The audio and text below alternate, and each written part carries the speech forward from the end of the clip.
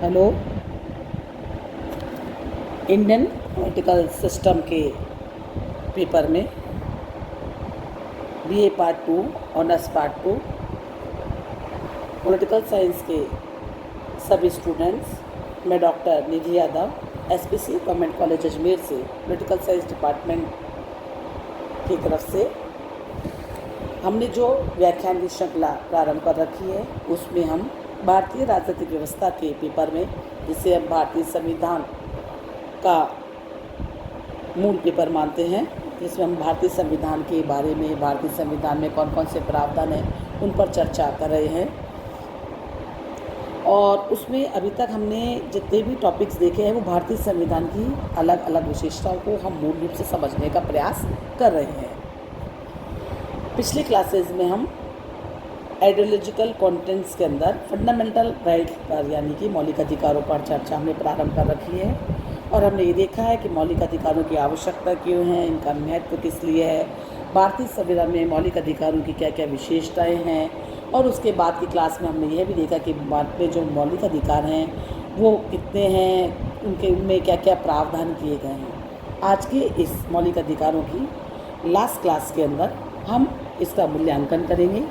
और ये देखेंगे कि भारतीय संविधान का जो मूल आधार है या भारतीय संविधान का जो भाग 3 है, जो भारतीय संविधान को, या हम कहें कि भारत में हमने जो प्रजातांत्रिक व्यवस्था अपना रखी है उसका जो मूल आधार स्तंभ है, उन मौलिक अधिकारों के बारे में क्या क्या विचारक, किन किन विचारक ने क्या क्या अपनी बातें रखी हैं। लेकिन उससे पहले हम ये भी जानते हैं कि फ्रांस की राज्य क्रांति ने संपूर्ण विश्व को स्वतंत्रता, समानता और भ्रातृत्व का संदेश दिया। और इस राज्य क्रांति के उपरांत फ्रांस की राष्ट्रीय सभा ने अपने नवीन संविधान में declaration of the rights of man को शामिल किया, यानी कि मानवीय अधिकारों की घोषणा को शामिल किया और नागरिकों को कुछ अधिकारों को संवैधानिक रूप देने की प्रथा प्रारंभ की। तो ये हो गया मूल अधिकार का इतिहास पे, जिस पे हम चर्चा देख रहे हैं। और उसके पश्चात हम देखते हैं कि 1791 में संयुक्त राज्य अमेरिका ने अपने संविधान में 10 संशोधनों के द्वारा नागरिकों के अधिकारों को संविधान का अंग बनाया, जिसे उन्होंने बिल ऑफ राइट्स का नाम दिया। तो हम ये देखते हैं कि ये जो दो बातें, जो हमने फ्रांस की राज्य क्रांति की बात आपको बताई, जिन्होंने संपूर्ण विश्व को स्वतंत्रता, समानता और भ्रातृत्व का संदेश दिया, उसके पश्चात अमेरिका ने, और इन दोनों राष्ट्रों के इस पहल का प्रभाव विश्व के अन्य देशों पर भी पड़ा। और उसके पश्चात प्रथम महायुद्ध के पश्चात, द्वितीय महायुद्ध के पश्चात जो भी नवीन संविधान बने या जो भी नए युद्ध के बाद में राज्य स्थापित हुए, सभी ने संविधानों में मौलिक अधिकारों को समाविष्ट किया। इसमें अगर हम स्पेशली देखें तो जर्मनी का वीमर संविधान और आयरलैंड का संविधान भी विशेष रूप से उल्लेखनीय है। सेकेंड वर्ल्ड वॉर के बाद में मौलिक अधिकारों का विचार और भी लोकप्रिय हुआ और द्वितीय विश्व युद्ध के पश्चात भारत, बर्मा, जापान आदि अनेक देशों में, हमने आपको पहले भी बताया, अनेक देशों में संविधानों का निर्माण हुआ। और जब इनमें संविधान बने तो इन सभी में मौलिक अधिकारों को भी समाविष्ट किया गया। और अंत में सबसे ज़्यादा विस्तृत रूप में अगर हम देखते हैं तो 1945 में जो अंतर्राष्ट्रीय संगठन संयुक्त राष्ट्र संघ की स्थापना की गई थी, उसमें भी दिसंबर 1948 को universal declaration of human rights के नाम से, जिसे मानवीय अधिकारों की सार्वलौकिक घोषणा कहते हैं, इसमें भी अंतर्राष्ट्रीय अधिकार पत्र के रूप में इसे स्वीकार किया गया। तो हम ये देखते हैं कि जो हमने मौलिक अधिकारों का इतिहास, जो फ्रांस की राज्य क्रांति से प्रारंभ हुआ और अल्टीमेटली यूएनओ की स्थापना के द्वारा में, जब दिसंबर 1948 में जब ह्यूमन राइट डिक्लेरेशन में जब इन अधिकारों को, नागरिकों के अधिकारों को एक सार्वभौमिक सत्ता के रूप में या सार्वभौमिक अधिकार पत्र के रूप में जब स्वीकार कर लिया गया, तो हम ये देखते हैं कि मौलिक अधिकारों ने एक सर्वमान्य धारणा को ग्रहण कर लिया है। और भारतीय संविधान निर्माताओं ने भी इसी धारणा और इसी विश्वास को अपनाते हुए अपने देश के समस्त नागरिकों को मौलिक अधिकारों से सुसज्जित किया। अब जब हमने मौलिक अधिकारों पर विस्तृत चर्चा कर ली है, हमने देखा है कि मौलिक अधिकार कौन कौन से हैं, और हमने ये भी देखा कि मौलिक अधिकारों का हमारा रूप विस्तृत इसलिए है क्योंकि भारत में मौलिक अधिकारों को मात्र गिनाया नहीं गया है, लिखा ही नहीं गया है, अपितु विश्व के सर्वाधिक अगर मौलिक अधिकारों का जो विस्तृत अधिकार पत्र है दुनिया में जितने भी हैं उनमें भारत के संविधान की गणना की जाती है। और संविधान का भाग 3 अपने विस्तृत रूप में मौलिक अधिकारों की व्यापक घोषणा करता है। और घोषणा करने के साथ साथ भारतीय संविधान निर्मात्री सभा का यह दृष्टिकोण भी रहा था और उनका ये विश्वास था कि इन अधिकारों को मात्र अधिकार ही नहीं गिनाए जाने चाहिए या बल्कि इनको एक विधिक मान्यता भी मिलनी चाहिए। और संवैधानिक उपचारों के माध्यम से उन्होंने इस बात को पुष्ट भी किया है।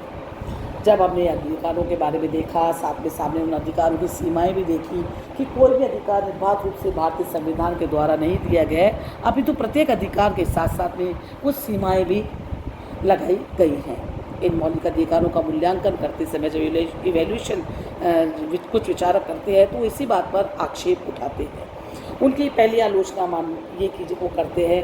कि मौलिक अधिकारों के आधार पर वो समीक्षा करते हैं कि इसमें कुछ ऐसी बातों को जोड़ दिया गया है जैसे काम करने का अधिकार, निःशुल्क शिक्षा प्राप्त करने का अधिकार में सभी इतना आसान नहीं है कि सभी लोगों को बिना किसी और बहुत जल्दी से जब हम स्वतंत्र हो ही रहे हैं और ये राज्य के लिए बहुत नहीं है कि सभी व्यक्तियों को रोजगार प्रदान कर दे। तो रोजगार का अधिकार या निःशुल्क शिक्षा प्राप्त करने का अधिकार जो भारतीय संविधान में भले निःशुल्क शिक्षा को एक सीमा तक 14 वर्ष तक के बच्चों तक के लिए अनिवार्य निःशुल्क शिक्षा का प्रावधान कर दिया गया है, लेकिन जब भारतीय संविधान लागू किया जा रहा था उसी समय एकदम से इतनी सारी व्यवस्थाओं को एक साथ करना संभव नहीं होता है, क्योंकि किसी भी देश के पास में इतने साधन या अगर हम भारतीय स्थितियों की बात करें कि देश में विद्यमान साधनों के आधार पर ही अधिकार प्रदान किए जा सकते थे और उस समय भारत राज्य के पास इतने आर्थिक संसाधन नहीं थे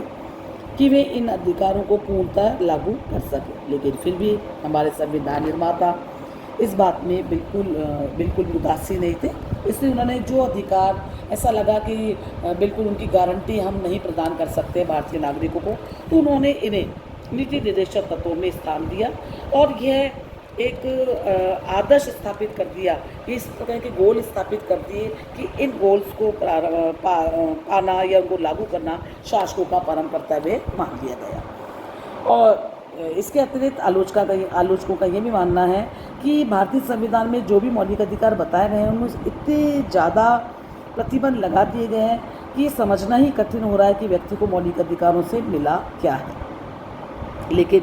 आलोचक ये भूल जाते हैं कि किसी भी व्यक्तियों को या नागरिकों के समूह को या नागरिकों को असीमित स्वतंत्रता और अधिकार प्रदान करना न तो संभव है और न ही राज्य के लिए हितकर है। इसलिए मौलिक अधिकारों पर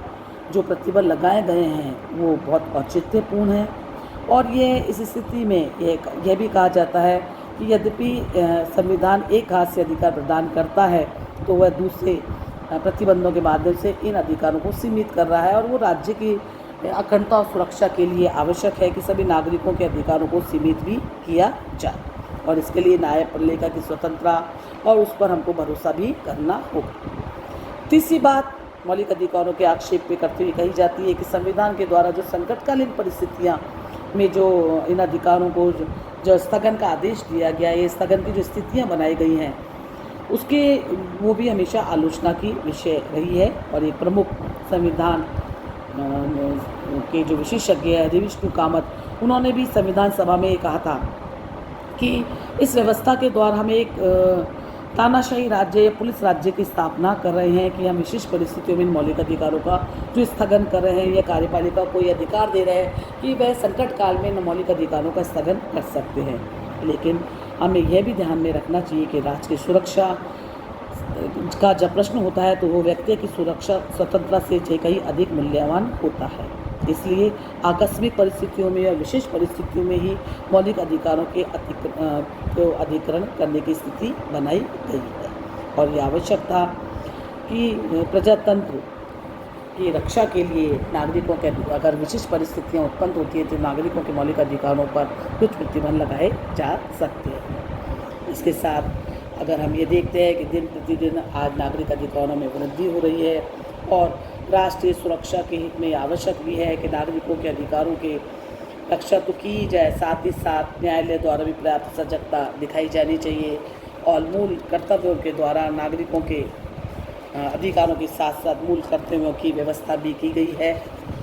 जब नागरिक अपने अधिकारों का उपयोग करें तो साथ ही साथ उन्हें इस बात को भी ध्यान में रखना चाहिए कि मौलिक अधिकारों के साथ साथ उनके कुछ कर्तव्य भी हैं, और इन कर्तव्यों के द्वारा जब वो अपने कर्तव्यों का पालन करेंगे तो एक राज्य या मौलिक अधिकारों के रूप में उनके लिए विशेष जो व्यवस्थाएं कर रखी है